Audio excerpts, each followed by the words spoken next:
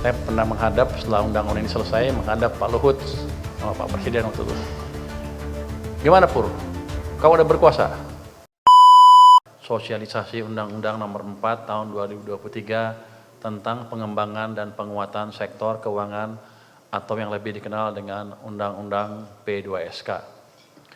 Secara khusus, kami ingin menyampaikan rasa terima kasih kepada Bapak Wakil Ketua dan anggota Komisi 11 DPR RI yang hari ini hadir atas dukungan yang diberikan kepada kami, lembaga anggota KSSK sejak masa penyusunan undang-undang hingga sosialisasi undang-undang P2SK.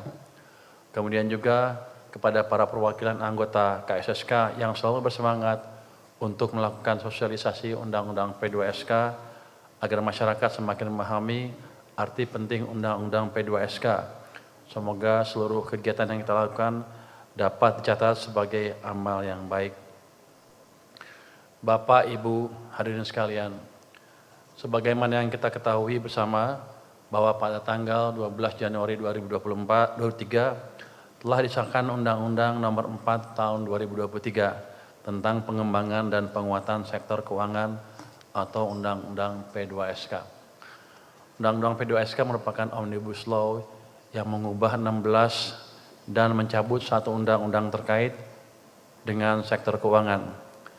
Beberapa undang-undang telah berusia cukup tua hingga ada yang lebih dari 30 tahun, sehingga perlu dilakukan penyesuaian agar tetap sesuai dengan perkembangan zaman. Undang-Undang P2SK ini menjadi salah satu tonggak reformasi sektor keuangan di Indonesia karena akan memperkuat sekaligus menjawab berbagai hal yang selama ini masih menjadi tantangan bagi sektor keuangan kita. Penguatan dalam Undang-Undang P2SK ini dilakukan melalui 5 pilar, antara lain memperkuat kelembagaan otoritas sektor keuangan, memperkuat tata kelola dan meningkatkan kepercayaan publik atas industri keuangan, mendorong akumulasi dana jangka panjang sektor keuangan, memperkuat pelindungan negara terhadap konsumen produk keuangan, dan yang terakhir memperkuat literasi, inklusi, dan inovasi di sektor keuangan.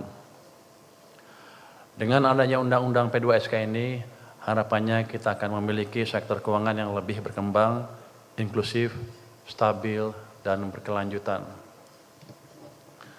Bapak, Ibu hadirin sekalian, keberadaan Undang-Undang P2SK ini juga berpengaruh kepada LPS. Hadirnya Undang-Undang P2SK ini mendukung peningkatan peran dan fungsi LPS melalui transformasi peluasan mandat LPS menjadi risk minimizer. LPS telah berada pada tingkatan tertinggi dari mandat sebuah otoritas penjaminan simpanan yang setara dengan FDIC Amerika Serikat ataupun KDIC dari Korea. KDIC adalah LPS-nya Korea, FDIC adalah LPS-nya Amerika Serikat. Dengan mandat baru ini, LPS memiliki kewenangan berupa early intervention manakala terjadi gangguan pada stabilitas sistem keuangan. LPS tidak hanya berupaya untuk meminimalkan jumlah kerugian ketika menjalankan fungsi resolusi, namun juga akan berfokus pada upaya untuk mencegah terjadinya gangguan pada stabilitas sistem keuangan nasional. Selain itu, salah satu perubahan besar pada LPS pasca Undang-Undang P2SK ini adalah adanya mandat baru, yaitu LPS akan menjadi penjamin polis asuransi yang akan dilaksanakan maksimal 5 tahun sejak Undang-Undang P2SK disahkan, jadi tahun 2028. Penjelasan terkait perubahan Undang-Undang P2SK terhadap LPS akan nanti diperdalam oleh Pak Jarod Mahendro sebagai salah satu narasumber hari ini. Untuk saya sendiri apa dampak Undang-Undang P2SK? Ini off nih Mas. Jadi kalau di KSSK kalau saya udah nutup kertas, orang-orang pada tegang Pak Fatan. Ini Pak Ketua mau ngomong apa? Ngaco pasti nih. Untuk saya sendiri P2SK pertama merubah saya menjadi penguasa tunggal di LPS. Jadi perubahan utamanya adalah dulu sebelumnya saya hanya Dewan Komisioner, sebagai komisaris perusahaan, cuma ngeliatin aja nggak bisa apa-apa sambil berdoa aja ngeliatin. Tapi berkat Pak Fatan, Pak Mustafa, Saya diberi kekuasaan penuh sekarang, saya sebagai CEO di LPS. Bedanya ya, saya masuk langsung mengendalikan. Tadinya seneng, tapi lama-lama pusing juga. Enakan komisaris, cuman ngeliatin gaji gede. Kalau CEO, nggak cuma ngeliat aja, harus kerja, gaji gede, kalau ada apa-apa disalahin nanti. Tapi nggak apa, ini suatu yang menyenangkan untuk saya. Kenapa dirubah seperti itu? Karena pada waktu krisis 2020, ternyata lembaga-lembaga kayak kita, OJK, atau yang lain saya nggak tahu, tidak berfungsi dengan penuh. Ketika pimpinan bilang, kamu lakukan ini, ketuanya bilang, saya nggak berdaya. Kenapa? Mereka semua masing-masing ditunjuk oleh DPR untuk OJK ya. Untuk LPS juga ditunjuk terpisah, sehingga kami tidak bisa mengendalikan mereka. Akibatnya apa? Ya ketua-ketua itu santai aja, saya nggak bisa apa-apa. Tapi sistemnya berhenti, jadi pada waktu di situ, KSSK tuh nggak bisa berjalan dengan sempurna, karena semuanya tidak bisa mengendalikan organ di bawahnya dengan cepat. Jadi pimpinan kita pada waktu itu tentu jadi DPR juga, Pak Presiden semuanya ingin merubah seperti keadaan sekarang. Di mana pimpinan bertanggung jawab penuh mengendalikan dan kalau ada apa-apa dia digantung. Saya digantung nanti.